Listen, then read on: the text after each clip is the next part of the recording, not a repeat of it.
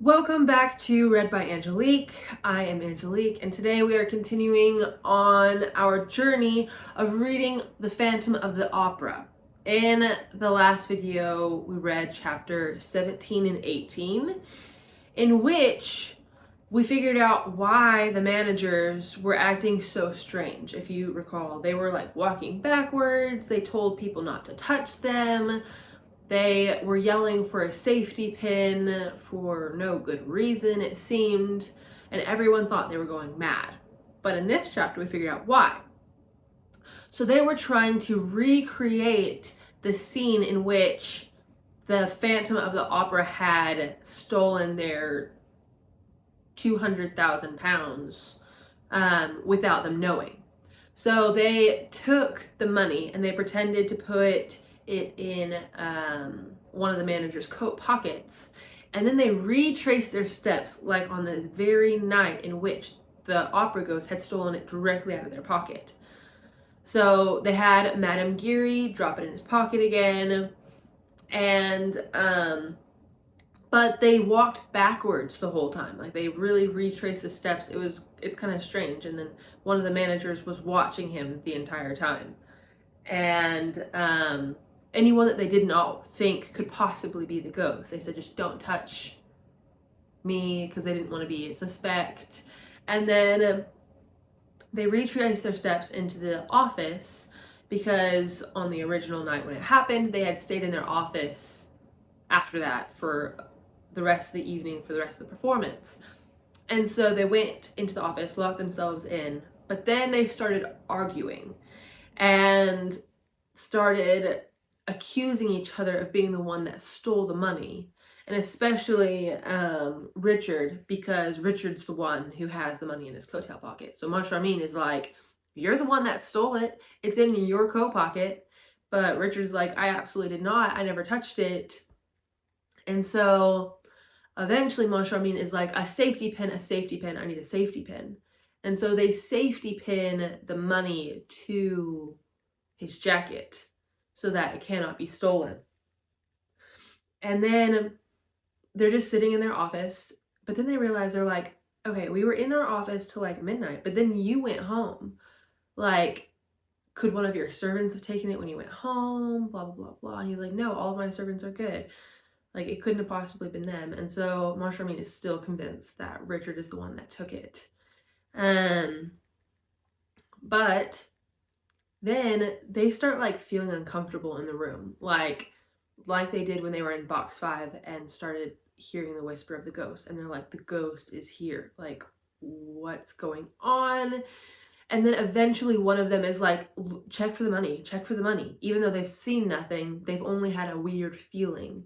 They look for the money, it's gone, but the safety pin is still right where they left it.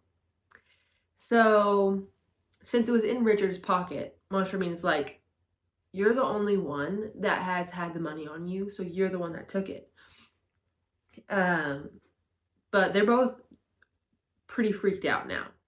Then in the next chapter, the commissary is starting to run his like investigation more, and Raoul tells the commissary that he knows who's taken Christine, that it's the phantom ghost, the ghost of the opera house, and the angel of music. They're all the same person. He's in a meeting with the managers, Raoul, and the commissary. And the commissary is thoroughly convinced that Raoul is going insane. He's like, because Raoul shares the entire story of where the ghost lives and why and stuff. He's like, no, you're crazy. And eventually the commissary sends Raoul on this like wild goose chase. He's like, you know what? There were 3 carriages in the rotunda area. One was Sorelli's, one was the other actress's, and then one was your brother's. And the other 2 ladies are still there, but your brother's is gone. I bet he's the one that took it. Someone gave me a report that he was just going straight through town, all the way through Paris and on the Brussels road. And so he says, Raoul, go and find him, because he has Christine Daae. So Raoul runs off, and the commissary is left with the managers. The manager's like, why in the world did you do that? And the commissary's like, the whole point of being a police is not to do the work all yourself. It's to send people to do the work for you. But little did the commissary know that Raoul never made it out of the opera house. And I think that, oh yeah, he ran into the Persian, with the one with the weird hat that had given him a warning before. Anyway, he runs into him in the hallway. And that is where we're picking up. Phantom of the Opera by Gaston Leroux. Chapter 19. The Viscount and the Persian. Raoul now remembered that his brother had once shown him that mysterious creature of whom nothing was known except that he was a Persian, and that he lived in a little old-fashioned flat in the Rue de Rivioli. The man with the ebony skin, the eyes of jade, and the astrakhan cap bent over Raoul. I hope, Monsieur de Chagny, he said, that you have not betrayed Eric's secret. And why should I hesitate to betray that monster, sir? Raoul rejoined haughtily, trying to shake off the intruder. Is he your friend, by any chance? I hope that you said nothing about Eric, sir, because Eric's secret is also Christine Daae's, and to talk about one is to talk about the other. Oh, sir, said Raoul, becoming more and more impatient, you seem to know about many things that interest me, and yet I have no time to listen to you. Once more, Monsieur de Chagny, where are you going so fast? Cannot you guess? To Christine Daae's assistance. Then, sir, stay here, for Christine Daae is here. With Eric? With Eric. How do you know? I was at the performance, and no one in the world but Eric could contrive an abduction like that. Oh, he said, with a deep sigh, I recognize the monster's touch. You know him, then? The Persian did not reply, but heaved a fresh sigh. Sir, said Raoul, I do not know what your intentions are, but can you do anything to help me? I mean, to help Christine Daae? I think so, Monsieur de Chagny, and that is why I spoke to you. What can you do? Try to take you to her, and to him. If you can do me that service, sir, my life is yours. One word more. The commissary of police tells me that Christine Daae has been carried off by my brother, Count Philip. Oh, Monsieur de Chagny, I don't believe a word of it. It's not possible, is it? I don't know if it is possible or not, but there are ways and ways of carrying people off, and Monsieur le Comte de Philip has never, as far as I know, had anything to do with witchcraft.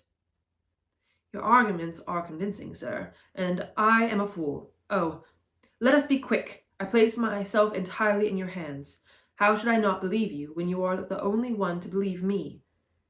When you are the only one not to smile when Eric's name is mentioned?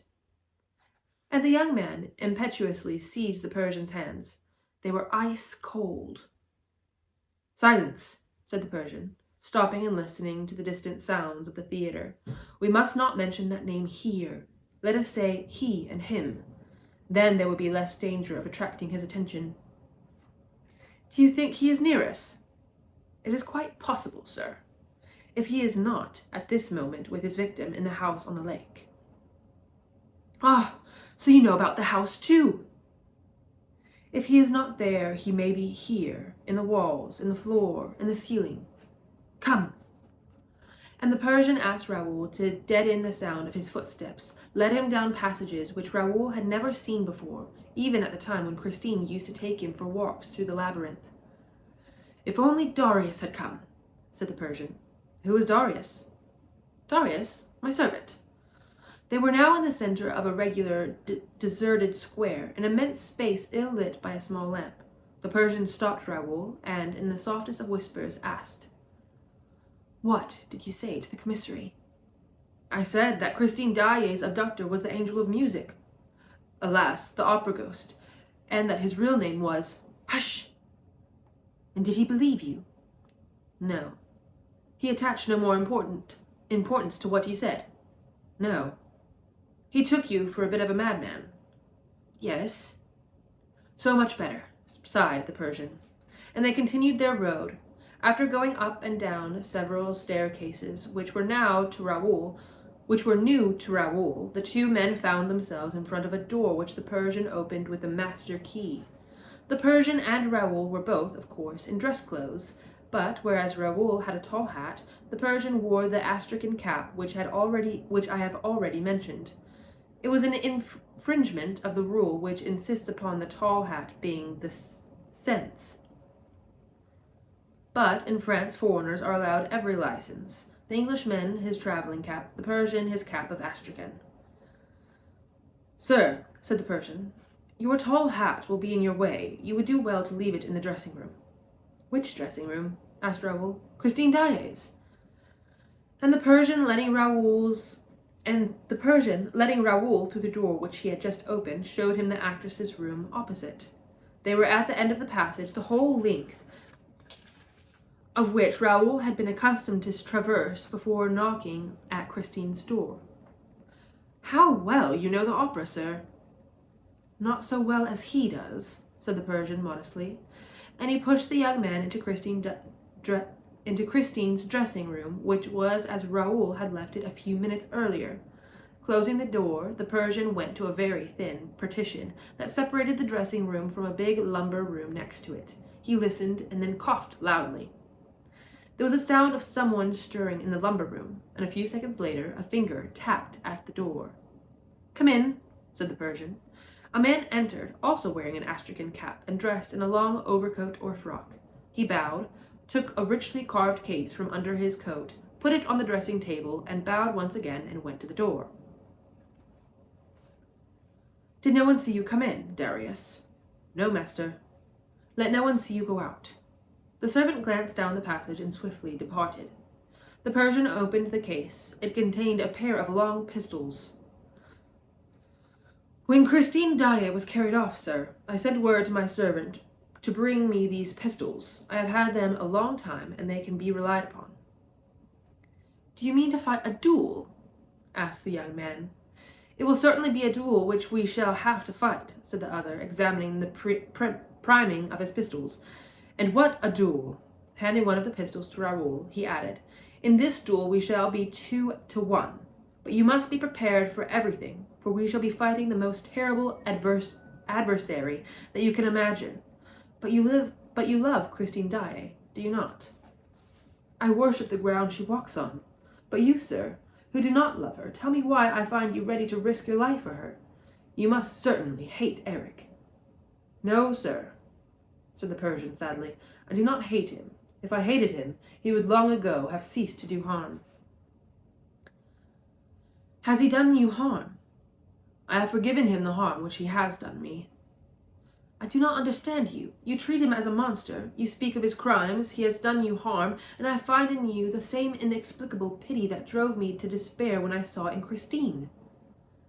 The Persian did not reply. He fetched a stool and set it against the wall facing the great mirror that filled the whole of the petition opposite. Then he climbed on the stool, and with his nose to the wall paper, seemed to be looking for something. "Ah," he said after a long search, "I have it!" And, raising his finger above his head, he pressed against a corner in the pattern of the paper. Then he turned round and jumped off the stool.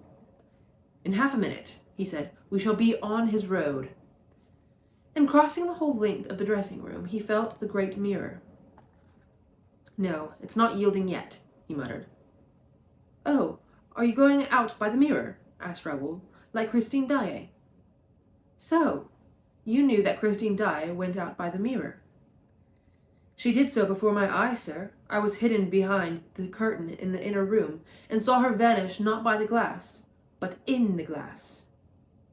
"And what did you do?" "I thought it was an aberration of my senses, a mad dream." "Or some new fancy of the ghost's," chuckled the Persian. "Ah, Monsieur de Chagny," he continued, still with his hand on the mirror, "would that he had to do with a ghost. We could then leave our pistols in their case. But down your hat, please. There, and cover your shirt front as well as you can with your coat, as I am doing now. Bring the lapels forward. Turn up the collar. We must make ourselves as invisible as possible." Bearing against the mist mirror, after a short silence, he said, "It takes some time to release the counterbalance when you press on the spring from the inside of the room. It is different when you are behind the wall and can act directly on the counterbalance. Then the mirror turns at once and is moved with incredible rapidity." "What counterbalance?" asked Raoul. "Why, the counterbalance that lifts the whole of this wall onto its pivot. You surely don't expect it to move by itself, by enchantment. If you watch, you will see the mirror rise an inch or two and then shift an inch or two from left to right. It will then be on a pivot and will swing round." "It's not turning," said Raoul impatiently. "Oh, wait. You have time enough to be impatient, sir. The mechanism has obviously become rusty, or else the spring isn't working." "Unless it is something else," added the Persian anxiously. "What?" "He may simply have cut the cord of the counterbalance and blocked the whole apparatus." "Why should he? He does not know that we are coming this way." "I dare say he suspects it, for he knows that I understand the system." "It's not turning. And Christine, sir, Christine!" The Persian said coldly, "We shall do all that is humanly possible to do, but he must stop us at the first step. He commands the walls, the doors, and the trap-doors. In my country he was known by a name which means the trap-door lover." "But why do these walls obey him alone? He did not build them." "Yes, sir. That is just what he did do." Raoul looked at him in amazement, but the Persian made a sign to him to be silent and pointed to the glass. There was a sort of shivering reflection. Their image was troubled as in a rippling sheet of water, and then all became stationary again. "You see, sir, that is not turning. Let us take another road." "Tonight there is no other," declared the Persian in a singularly mournful voice. "And now, look out, and be ready to fire." He himself raised his pistol opposite the glass. Raoul, imitated his movement. With his free arm, the Persian drew the young man to his chest, and suddenly the mirror turned in a blinding daze of cross-lights. It turned like one of those revolving doors which have lately been fixed to the entrances of most restaurants. It turned, carrying Raoul and the Persian with it, and suddenly hurling them from the full light into the deepest darkness. End of chapter 19. I'm going to take a sip of water. This next chapter is a bit longer. I'm sure it's super exciting and I want to get through it.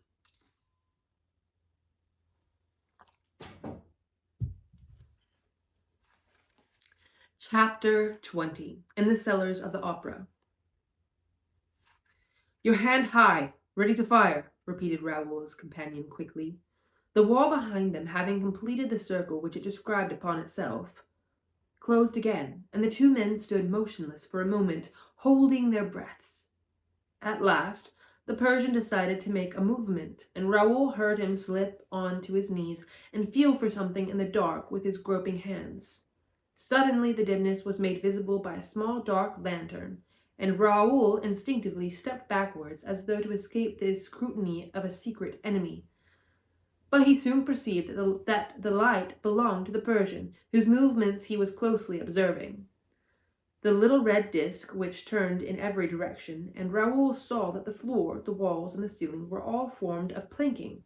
It must have been the ordinary road taken by Eric to reach Christine's dressing room and impose upon her innocence.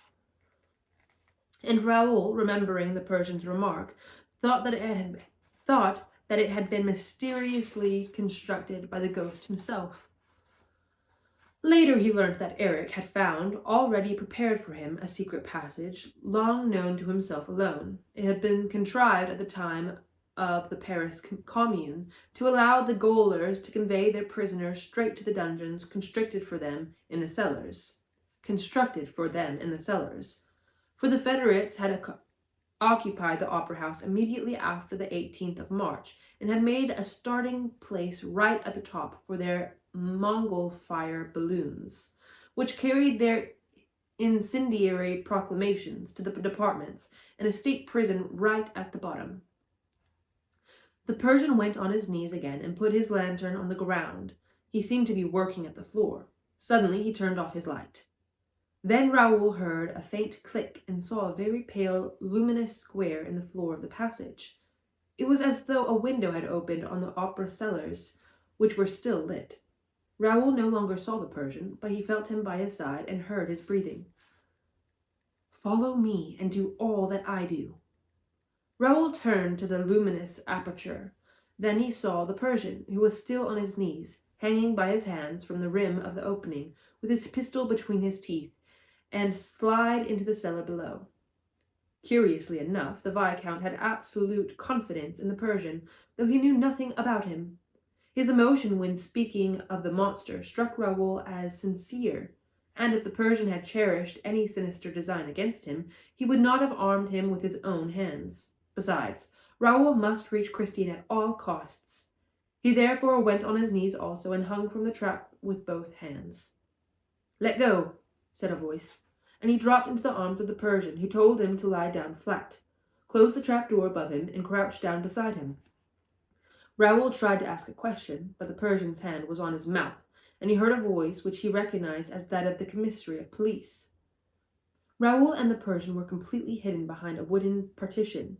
Near them, a small staircase led to a little room in which the commissary appeared to be walking up and down, asking questions. The faint light was just enough to enable Raoul to distinguish the shape of things around him, and he could not restrain a dull cry. There were 3 corpses there. The first lay on the narrow landing of the little staircase. The 2 others had rolled to the bottom of the staircase. Raoul could have touched one of the 2 poor wretches by passing his fingers through the partition. "Silence," whispered the Persian. He too had seen the bodies, and he gave one word in explanation. "He." The commissary's voice was now heard more distinctly. He was asking for information about the system of lighting which the stage manager supplied. The commissary therefore must be in the organ or its immediate neighborhood.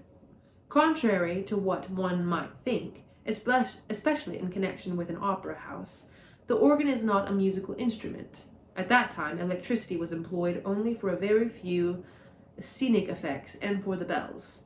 The immense building and the stage itself were still lit by gas. Hydrogen gas was used to regulate and modify the lighting of a scene, and this was done by means of a special apparatus which, because of the multiplicity of its pipes, was known as the organ. A box next to the prompter's box was reserved for the gasman, who from there gave his orders to his assistants and saw that they were executed. Mauclair stayed in this box during all the performances, but now Mauclair was not in his box, and his assistants not in their places. "Mauclair, Mauclair!" The stage manager's voice echoed through the cellars, but Mauclair did not reply. I have said that a door opened on a little staircase that led to the second cellar. The commissary pushed it, but it resisted. "I say," he said to the stage manager, "I can't open this door. Is it always so difficult?" The stage manager forced it open with his shoulder. He saw that, in doing so, he was pushing a human body, and he could not restrain an exclamation, for he recognized the body at once. "Mauclair! Poor devil! He's dead!" But Mr. Commissary Milfroyd, whom nothing surprised, was stooped over that big body. "No," he said, "he is dead drunk, which is not quite the same thing." "It's the first time, if so," said the stage manager. "Then someone has given him a narcotic. That is quite possible." Milfroyd went down a few steps and said, "Look!" By the light of the little red lantern at the foot of the stairs, they saw 2 other bodies. The stage manager recognized Mauclair's assistants. Milfroyd went down and listened to their breathing. "They are sound asleep," he said. "Very curious business. Some person unknown must have interfered with the gasman and his staff, and that person unknown was obviously working on behalf of the kidnapper. But what a funny idea to kidnap a performer on the stage. Send for the doctor of the theatre, please." And Milfroyd repeated, "Curious. Very curious business." Then he turned to the little room, addressing people whom Raoul and the Persian were unable to see from where they lay. "What do you say to all this, gentlemen? You are the only ones who have not given your views, and yet you must have an opinion of some sort." Thereupon Raoul and the Persian saw the startled faces of the joint managers appear above the landing. Only their faces were visible above the landing, and heard Moncharmin's excited voice. "There are things happening here, Monsieur le Commissary, which we are unable to explain." And the two faces disappeared. "Thank you for the information, gentlemen," jeered Milfroid. But the stage manager, holding his chin in the hollow of his right hand, which is the attitude of profound thought, said, "It is not the first time that Mauclair has fallen asleep in the theatre. I remember finding him, one evening, snoring in his little recess, with his snuff-box beside him." "Is that long ago?" asked Monsieur Milfroid, carefully wiping his eyeglasses. "No, not so very long ago." "Wait a bit. It was the night. Of course, yes, it was the night when Carlotta, you know, Mademoiselle le Commissary, Monsieur le Commissary, gave her famous quack." "Really? The night when Carlotta gave her famous quack?" And Monsieur Milfroid replaced his gleaming glasses on his nose, fixed the stage manager with a contemplative stare. "So Mauclair takes snuff, does he?" he asked carelessly. "Yes, Monsieur le Commissary.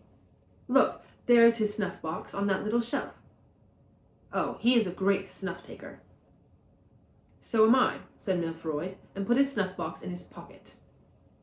The Viscount and the Persian themselves, unseen, watched the removal of the three bodies by a number of scene-shifters, who were followed by the commissary and all the people with him. Their steps were heard for a few minutes on the stage above. When they were alone, the Persian made a sign to Raoul to stand up. Raoul did so, but as he did not lift his hand in front of his eyes, ready to fire, the Persian told him to resume that attitude and to continue it, whatever happened. "But it tires the hand unnecessarily," whispered Raoul. "If I do fire, I shan't be sure of my aim." "Then shift your pistol to the other hand," said the Persian. "I can't shoot with my left hand." Thereupon the Persian made his queer reply, which was certainly not calculated to throw light into the young man's dazed brain. "It's not a question of shooting with the right hand or the left. It's a question of holding one of your hands as though you were going to pull the trigger of a pistol, with your arm bent. As for the pistol itself, when all is said, you can put that in your pocket." And he added, "Let this be clearly understood, or I will answer for nothing. It is a matter of life and death. And now, silence, and follow me." The cellars of the opera are enormous, and they are 5 in number. Raoul followed the Persian and wondered what he would have done without his companion at that extraordinary labyrinth. They went down to the 3rd cellar, and their progress was still lit by some distant lamp. The lower they went, the more precautions the Persian seemed to take. He kept on turning to Raoul to see if he was holding his arm properly, showing him how he himself carried his hand as if always ready to fire, though the pistol was in his pocket. Suddenly, a loud voice made them stop. Someone above them shouted, "All the door shutters on the stage! The commissary of police wants them!"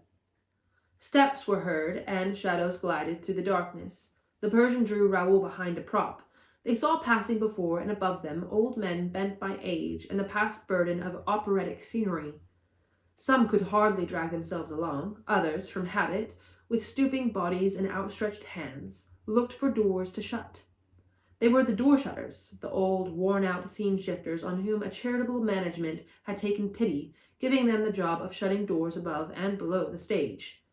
They went about incessantly, from top to bottom of the building, shutting the doors, and they were also called the draught-expellers, at least at that time, for I have but little doubt that by now they are all dead. Draughts are very bad for the voice, wherever they may come from. Draughts, not draughts. The Persian and Raoul welcomed this incident, which relieved them of inconvenient witnesses, for some of those door-shutters, having nothing else to do or nowhere to lay their hands, stayed at the opera from idleness or necessity, and spent the night there. The two men might have stumbled over them, waking them up and waking them up, and provoking a demand for explanations. For the moment, Monsieur Milfroid's inquiry saved them from any such unpleasant encounters. But they were not left to enjoy their solitude for long. Other shades now came down by the same road by which the door shutters had gone up. Each of these shades carried a little lantern, moved it about, above, below, and all around, as though looking for something or somebody. "Bother," muttered the Persian. "I don't know what they are looking for, but they might easily find us. Let us get away. Quick! Your hand up, sir, ready to fire. Bend your arm. More. That's it. Hand at the level of your eye, as though you were fighting a duel and waiting for the word to fire. Oh, leave your pistol in your pocket. Quick, come along downstairs." He dragged Raoul down to the 4th cellar. "Level of your eye. Question of life and death. Here, this way, these stairs." They reached the 5th cellar. Oh, what a duel, sir, what a duel. Once in the 5th cellar, the Persian drew breath. He seemed to enjoy a greater sense of scrutiny than he had displayed when they stopped in the 3rd cellar, but he never altered the position of his hand, and Raoul, remembering the Persian's observation, "I know these pistols can be relied upon," was more and more astonished, wondering why anyone should be so gratified at being able to rely upon a pistol which he did not intend to use. But the Persian left him no time for reflection, telling Raoul to stay where he was. He ran up a few steps of the staircase which they had just left, and then returned. "How stupid of us," he whispered. We shall soon have seen the end of those men with their lanterns. It is the firemen going their rounds." The 2 men waited 5 minutes longer. Then the Persian took Raoul up the stairs again. But suddenly he stopped him with a gesture. Something moved in the darkness before them. "Flat on your stomach," whispered the Persian. The 2 men lay flat on the floor. They were only just in time. A shade, this time carrying no light, just a shade in the shade, passed. It passed close to them, near enough to touch them. They felt the warmth of its cloak upon them, for they could distinguish the shade sufficiently to see that it wore a cloak which shrouded it from head to foot. On its head it had a soft felt hat. It moved away, dragging its feet along the walls, and sometimes giving a quick kick into a corner. "Whew," said the Persian. "We've had a narrow escape. That shade knows me, and has twice taken me to the manager's office." "Is it someone belonging to the theatre police?" asked Raoul. "It's someone worse than that," replied the Persian, without vouchsafing any further explanation. "It's not he." "He? If he does not come behind us, we shall always see his yellow eyes. That is more or less our safeguard tonight. But he may come stealing up from behind, and we are dead men if we do not keep our hands as though about to fire, at the level of our eyes before us." The Persian had hardly finished speaking when a fantastic face came in sight, a whole fiery face, not only 2 yellow eyes. Yes, a head of fire came towards them at a man's height, but with no body attached to it. The face shed fire, looked in the darkness like a flame shaped as a man's face. "Oh," said the Persian between his teeth, "I have never seen this before." Pampin was not mad then, after all. He did see it. What can that flame be? It is not he, but he may have sent it. Take care. Your hand at the level of your eyes. In heaven's name, at the level of your eyes. I know most of his trick, but not this one. Come, let us run. It is safer. Hand at the level of your eyes." And they fled down the long passage that opened before them. After a few seconds, that seemed to them like long minutes, they stopped. "He doesn't often come this way," said the Persian. "This side has nothing to do with him. This side does not lead to the lake, or to the house on the lake. But perhaps he knows that we are at his heels, although I promised him to leave him alone and never to meddle in his affairs again." So saying, he turned his head, and Raoul also turned his head, and they again saw the head of fire behind their 2 heads. It had followed them, and it must have run also, and perhaps faster than they, for it seemed to be nearer to them. At the same time, they began to perceive a certain noise of which they could not guess the nature. They simply noticed that the sound seemed to move and to approach with the fiery face. It was a noise as though thousands of nails were being scraped against a blackboard, and perfectly an unendurable noise that is sometimes made by a little stone inside the chalk grating on the blackboard. They continued to retreat, but the fiery face came on, going upon them, gaining upon them. They could see its features clearly now. The eyes were round and staring, the nose a little crooked, and the mouth large, with a hanging lower lip, very like the eyes, nose, and lip of the moon, which the moon is quite red, bright red. When the moon is quite red, bright red. How did that red moon manage to glide through the darkness at a man's height with nothing to support it? At least apparently. And how did it go so fast, so straight before it, with such staring eyes? And what was that scratching, scraping, grating sound which brought with it? The Persian and Raoul could retreat no further and flattened themselves against the wall, not knowing what was going to happen because of that incomprehensible head of fire, and especially now, because the more intense, swarming, living, numerous sound, for the sound was certainly made up of hundreds of tiny sounds, that moved in the darkness under the fiery face. And the fiery face came on, with its noise, came level with them.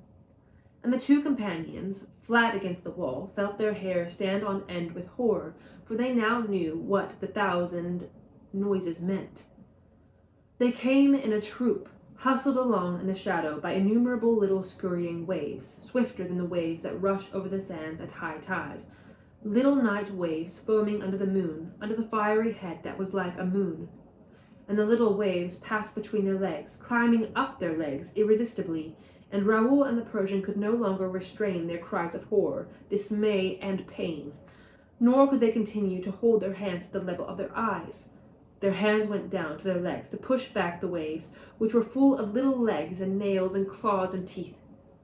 Yes, Raoul and the Persian were ready to faint, like Pampin, the fireman, but the head of the fire turned round in answer to their cries and spoke to them. "Don't move! Don't move! Whatever you do, don't come after me.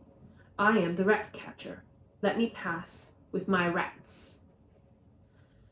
And the head of the fire disappeared, vanished in the darkness, while the passage in front of it lit up, as the result of the change which the rat-catcher had made in his dark lantern. Before, so as not to scare the rats in front of him, he had turned his dark lantern on himself, lighting up his own head.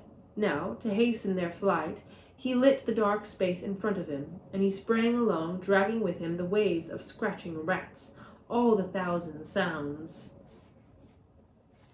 Raoul and the Persian breathed again, though still trembling. "I ought to have remembered that Eric talked to me about the rat-catcher," said the Persian, "but he never told me that the man looked like that. And it's funny that I should never have met him before. Of course, Eric never comes to this part." "Are we very far from the lake, sir?" asked Raoul. "When shall we get there? Take me to the lake. Oh, take me to the lake. When we are at the lake, we will call out. Christine will hear us.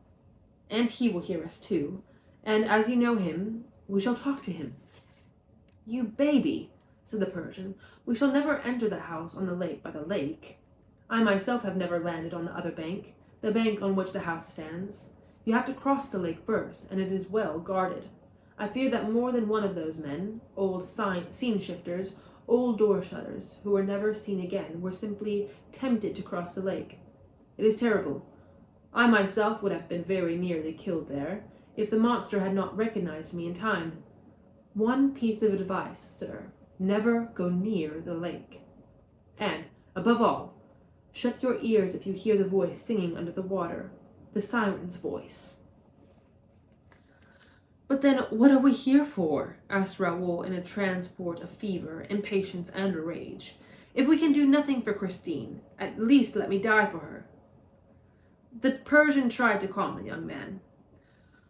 "We have only one means of saving Christine Daae, believe me, which is to enter the house unperceived by the monster." "And is there any hope of that, sir?" "Ah, if I had not that hope, I would not have come to fetch you." "And how can one enter the house on the lake without crossing the lake?" "From the third cellar, from which we were so unluckily driven away. We will go back there now. I will tell you. said the Persian, with a sudden change in his voice. "I will tell you the exact place, sir. It is between a set-piece and a discarded scene from the Roi de Lahore, exactly at the spot where Joseph Baquet died. Come, sir, take courage, and follow me, and hold your hand at the level of your eyes." "But where are we?" The Persian lit his lamp again and flung his rays down two enormous corridors that crossed each other at right angles. "We must be," he said, "in the part used more particularly for the waterworks. I see no fire coming from the furnaces." He went in front of Raoul, seeking his road, stopping abruptly when he was afraid of meeting some watermen. Then they had to protect themselves again, the glow of a sort of underground forge which the men were extinguishing, and at which Raoul recognized the demons whom Christine had seen on the day of her first captivity. In this way they gradually arrived beneath the huge cellars below the stage. They must at this time have been at the very bottom of the tub, and at an extremely great depth, when we remember that the earth was dug out at 50 feet below the water that lay under the whole of that part of Paris. The Persian touched a partition wall and said, "If I am not mistaken, this is the wall that might easily belong to the house on the lake."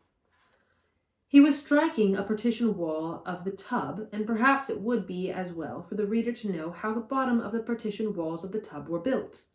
In order to prevent the water surrounding the building operations from remaining in immediate contact with the wall supporting the whole of the theatrical machinery, the architect was obliged to build a double case in every direction.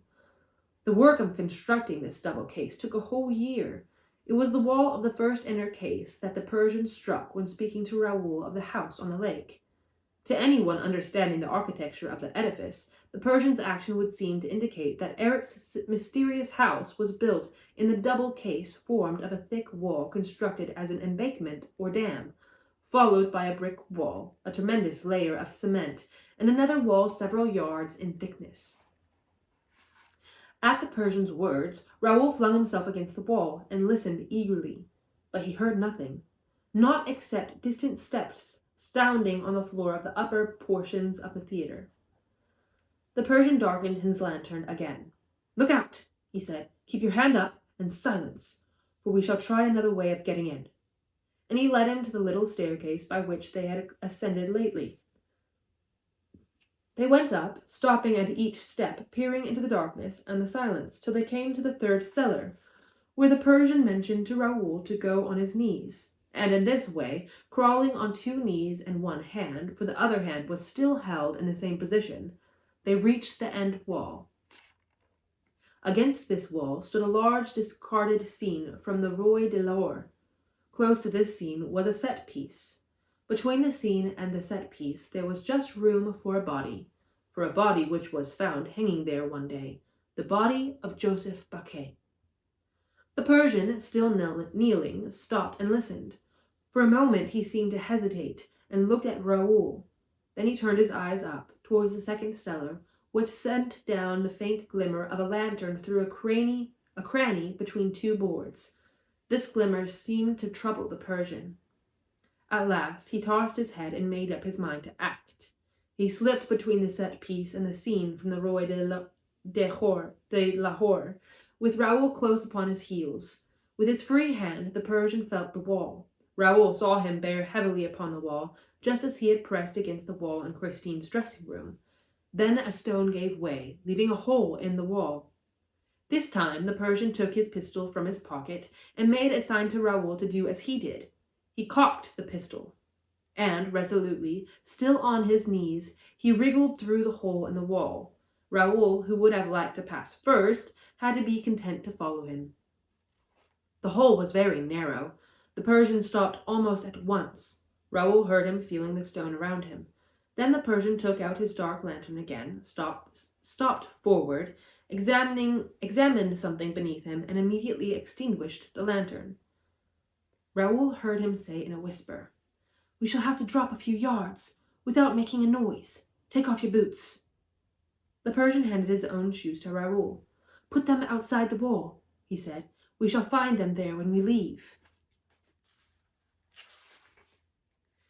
He crawled a little further on his knees, then turned right round and facing Raoul, said, "I'm going to hang my hands from the edge of the stone and let myself drop into his house. You must do exactly the same. Do not be afraid. I will catch you in my arms." Raoul soon heard the dull sound of the Persian's fall, and then dropped in his turn. He felt himself clasped in the Persian's arms. "Hush," said the Persian, and they stood motionless, listening. The darkness was thick around them, the silence heavy and terrible. Then the Persian began to make play with the dark lantern again, turning the rays over their heads, looking for the hole through which they had come, and failing to find it. "Ah," he said, "the stone has closed of itself."